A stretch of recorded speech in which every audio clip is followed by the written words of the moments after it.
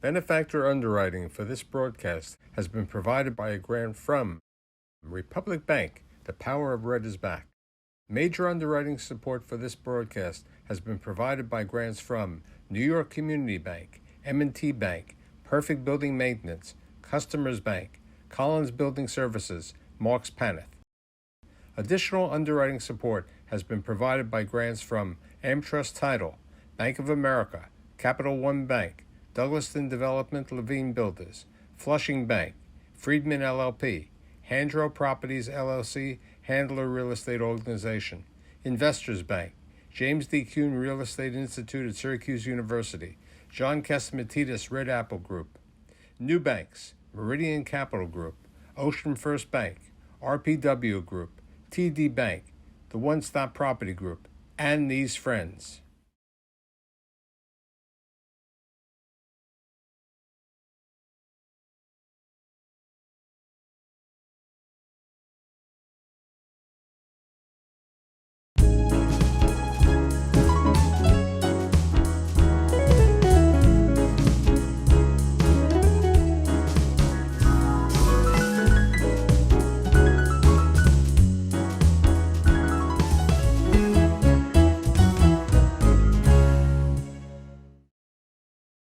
"17 novels, boy, articles, all these Cosmopolitan, other publications. And then in all of this, the Mary Higgins Clark Award. And what else does this woman have? She creates Visible Ink. We're going to talk about this later while I do the life story of Judith Kelman. Thank you for being here today. Thank you for having me, Michael. Let's go to the history of the family, because I remember in our discussion, it goes back to like 1880. Well, they came over here in between 1880 and the turn of the century from Brila, Romania. And it was part of the exodus by the Jews in various parts of Eastern Europe. They needed to find a home where they were secure and could prosper, and the New World, America, seemed like the place to go. So they sent first the males in the family, the sons and the father, and they would come over and try to find a home and a job, and then send for the younger children and the mother. We have pictures of your great paternal grandfather, I believe, Mhm. right? And grandmother, yes. Okay. And what did he do what was his occupation over here? He was a tailor? That was my paternal grandfather, was a tailor, or a Schneider, as they would say in Yiddish. Jake and Rivka, honestly, I don't know what Jake did. I think the right answer is they would do whatever they could do to make some money to support the family. So let's talk about your grandparents. Tell me a little bit about your mother's side and your father's side. Okay, so on my father's side, I only knew my grandfather, Herman, who was my father's father. He was a tailor. He lived in the Bronx, and he enjoyed having us come when he needed to have his rabbit ear before his television adjusted. In those days, there were 3 channels, and you had this antenna, and it looked like rabbit ears and was called rabbit ears. And you needed to set it precisely, otherwise it wouldn't catch the signal. So we lived in Brooklyn at the time, and he would call us to come and adjust his television. And those were my interactions with him. My grandparents on my mother's side died before I was born. So I never met them, but I heard lovely stories about Abraham and Yetta, especially, who was my mother's mother. And she liked to tell me that I reminded her of her mother, which was the highest compliment, because Yetta was her idol. And I was, in fact, named after her. So tell me about your parents, your mother and... They were terrific people. I was blessed to have really good, warm, loving parents who were very affirming and supportive. My dad worked at Macy's from the time he was 18 years old. He started as a stock boy, worked for 40 years, and then retired because I think he'd had enough of that particular venue and going into the city from Rockville Center, Long Island, where we then lived. My mom was a, quote, homemaker, but she always talked about the fact that she should have worked, meaning worked outside the home. She felt that she had talents beyond those that were being used in her role as a homemaker, but it was a time when that was a traditional role for women, and so that's what she did. Any idea how your parents met? They met in New York, and I think they were fixed up. The story I'm always told is about how my mother invited my dad, whom she was early in their relationship, to come to dinner at my Aunt Lizzie's house. And my Aunt Lizzie was like my surrogate grandmother because I didn't have a living grandmother. And he showed up from a sweaty, hot day at working at Macy's. My mother was not yet home from her job. I think she was working at that point as a secretary, as a stenographer, that kind of thing. And he got to Lizzie's house first, and she opened the door and she said, "You're George, come in, take a bath." Because my Aunt Lizzie was all about cleanliness. And I think she decided, here's this sweaty guy and we need to get him cleaned up, which was such a great story about my surrogate grandmother. She was always cleaning.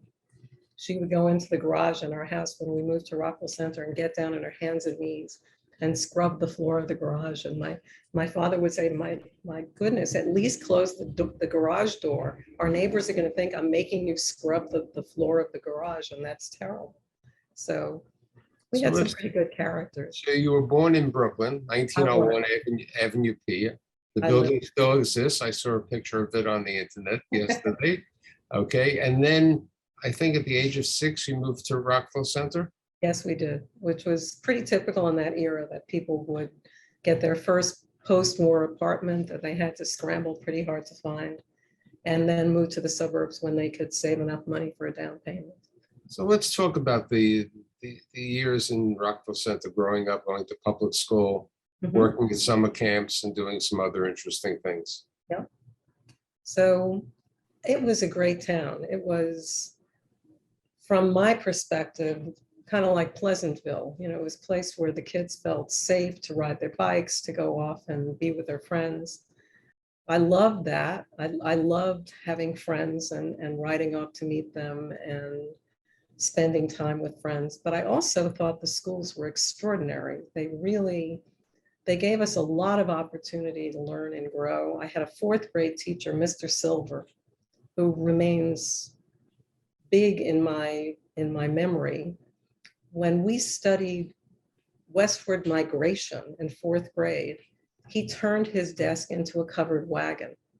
And we would come in with our paper pilgrims hats and things and enact what it was like to go cross country in that era when it was so perilous and difficult. And it really brought it to life for me. I think, you know, there's a teacher, there is somebody who really wanted to open up our minds and hearts to that experience rather than just having us read dry things out of textbook.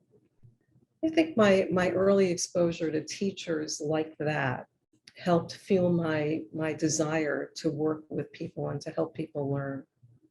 Were you a big reader, voracious reader? Voracious reader, yes, I still am. I always love to read. And I always told my kids, if you have a book, you are never bored and you're never lonely, because you always have people to interact with. You always have stories that you can enter. Growing up, did you ever think that you were going to become an author? I really didn't. I didn't think about that in direct terms, but I did all the things that would predict that I might become a writer, meaning writers read. If you meet somebody who says, I want to become a writer, and they don't read voraciously, that's not a good prognostic indicator. But that comes later on in your life. Before becoming the writing part, yes, but the reading part was always. Okay, from the time so you graduated high school. Yes. And you decided to go to Cornell. Correct. And you went there because your older brother, who's a lawyer. Well, he pushed me in that direction. That he was at Cornell Law School when I was in high school. And he thought Cornell would be a great place for me. I think his reasoning was that in that era, there were 4 males to every female at Cornell. It's changed now. And so he thought that would be a great place for me to go and find a husband. So let's talk about the years at Cornell.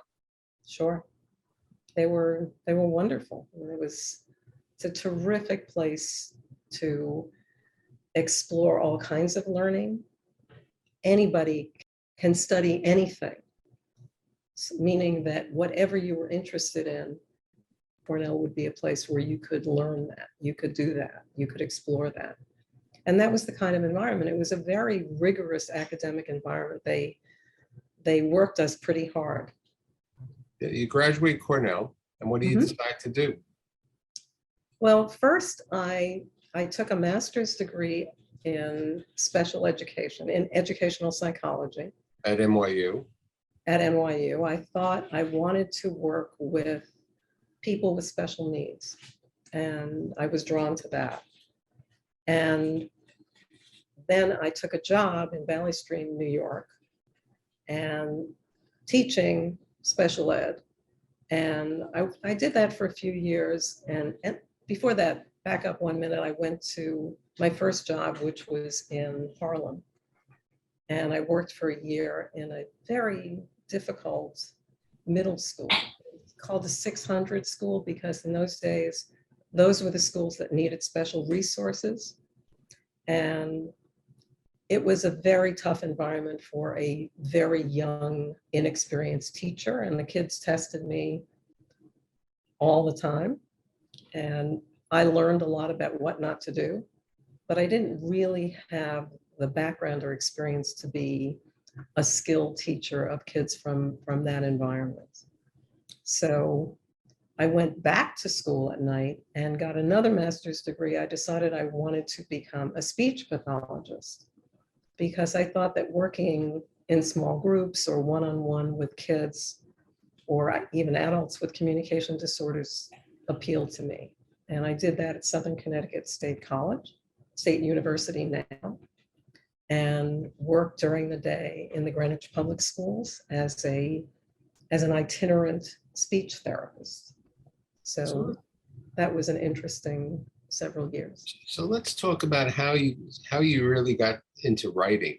Okay, that you wrote your first book about the au pair. Tell me the story about the au pair, which was right. basically the resonance of creating the authoress. Right. Well, what happened was I had two kids, 7 and 10, and two jobs at that point, and only two hands. And I thought I needed a little help. And somebody suggested that I look for an au pair in Wisconsin or Minneapolis, where a lot of young women who came from big families and had a lot of experience taking care of kids would enjoy coming east to work for the summer or to work for 6 months for a family. And I put an ad in 2 newspapers, and I got a response from a young woman who sounded too good to be true, which of course is the first indication that she probably was too good to be true. She talked about how she loved to clean and she loved to cook and she loved to take care of kids and she had so much experience and 9 siblings and on and on and on. And I communicated back and forth with her, and it was arranged to the point where I sent her a ticket to come to stay with us. And then I started to get really nervous that this woman was not perhaps what she purported to be. And the more I thought about her and the more I checked the references she sent and did a little sleuthing of my own, the more I recognized that this was not a good idea. And I got pretty frightened that she would show up, and who knew what would happen when she showed up. So I started thinking about the what if of if this person had come to our house and what might have happened. And a story began to assert itself in my mind. So I started writing about it. And I said that I kind of grew the pages. I just was obsessed with the notion of recording this story. And it was fiction. I had to fill in all kinds of things because all I had was the outline. I had the what if a family hires somebody to come and be with them and live in their home, and this person is not legit. And it was it was such a remarkable experience for me to immerse myself in writing like that, that I knew I wanted to do that, that, that there was no more going to schools to work as a speech therapist, no more of that, that I needed to be writing. And I didn't get a whole lot of encouragement at the beginning, but I gave myself a year, and I decided that if in the space of a year, I could make a living at it, meaning, my income was important to the family, then I would become a full-time writer. But I gave myself a year, which was not a lot of time. So in addition to working on a book, I did a lot of articles and essays and submitted them to publications, mostly women's magazines, Redbook, Glamour, Cosmopolitan, Woman's Day. And I began to sell articles and essays and things to those magazines and to the New York Times. So when does Primeval come out? It was in 1985, I believe, that it was finally published. I found an agent very early on, somebody that my then husband knew from the train, and she took on the book and loved it and said she thought she could sell it, and in fact she did, and it sold well, and so the publisher wanted more, and that's how it started. That's how it became a career. So how come most of the books were thrillers, evil, mysteries? You can look at me and see I'm an evil kind of a I person. know, the Well, the truth evil is, people aren't created in 1901 Avenue P or in Nah. Rockefeller Center. How they permeate to all of this evil? well, the truth Thrillers, is that it was not my fault. I plead not guilty. What I always wanted to write were humorous novels. And I did, in fact, finally write a novel called Backward in High Heels that was exactly the kind of book I wanted to write. But once I had this first book, Primeval, that sold well, the publisher wanted more of the same. That, they didn't want to take a chance with something else. This is selling, give us more. And so I was stuck with that for a long time. So here's the question. How do you decide what the next book is going to be? I mean, you stop writing books, you continue to write articles, but how do you decide during your career of the 17 children, as I would say, okay, who were there? How do you decide what the next book is going to be about? I always had my antenna or my periscope or my telescope or whatever you call it, my perspective tuned to interesting ideas. So whether I was reading something, I was hearing about something on the news, I was learning about something in conversation with another person, I was always cued in to what might make an interesting next book. Good example is when I first started reading about identity theft, which was many years ago, it was decades ago. And I thought about what would it be like to have your identity stolen? And that led to a book. Those kinds of things, typically a contemporary issue that I was interested in. And I thought, how great is this? I can do research and take it off my taxes. I can go travel. If I want to set something in Paris, France, I can do that. Because as a writer, if you show the writing product of what you've researched and really can back it up, I mean, it has to be legitimate, then all of my curiosity, and I am incurably curious, could be channeled into my writing. And that's what I did. I would pick something that I knew would be compelling for the time it takes to write a book, which is a long time. It would take me a year or more to write a book. So you don't want to be working on something that you're going to get bored with. But there are so many things interesting that. Let's talk about Summerstorm, where you received the Mary Higgins Clark Award. Yeah, that was set in a fictional place that was actually Cornell University. And it was about a young man who supposedly commits suicide. And his mother does not believe that he would commit suicide. So she goes to his college to investigate. And often, because I'm a female, my protagonist was almost always a female. And the publishers liked to call them suspense novels because you take somebody and you build a character that you hope the reader relates to. That's very important. And then you put them in jeopardy. And so the reader has a bond to that character. The reader is fascinated and rooting for the character. And when something bad happens to the character, the reader is swept along in the story. So that makes it an effective book.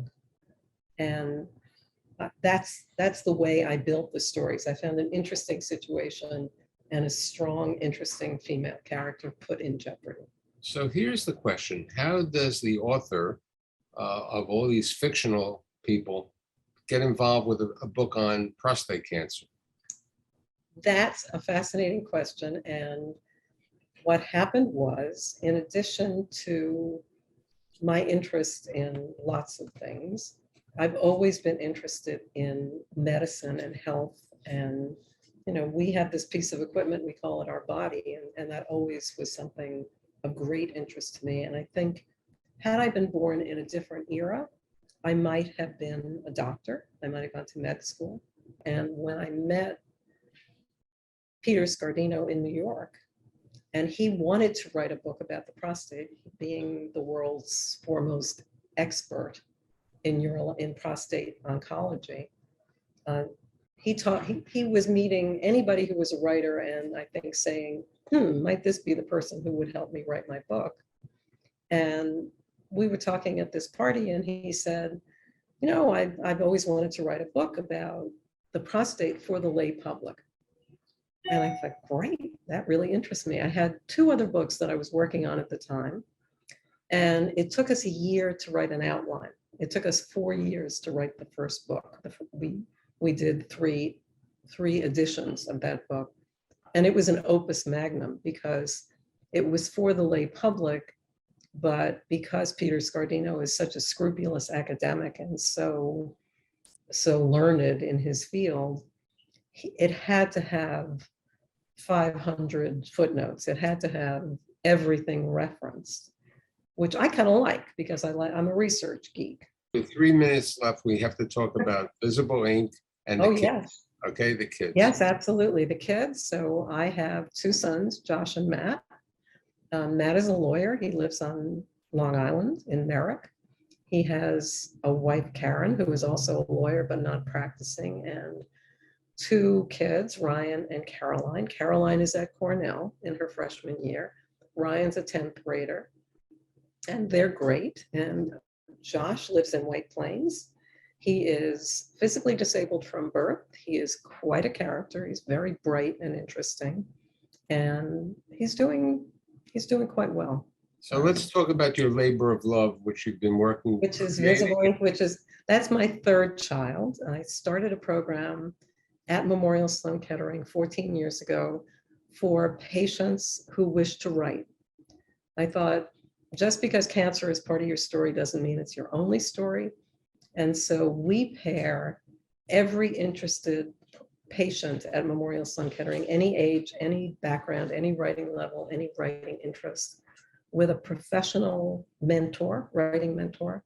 It's an editor, writer, teacher. They're all volunteers, as am I. And in those 14 years, we have worked with thousands of patients. They've produced tens of thousands of pages of poetry, fiction, screenplay, stage play, nonfiction, any kind of creative expression.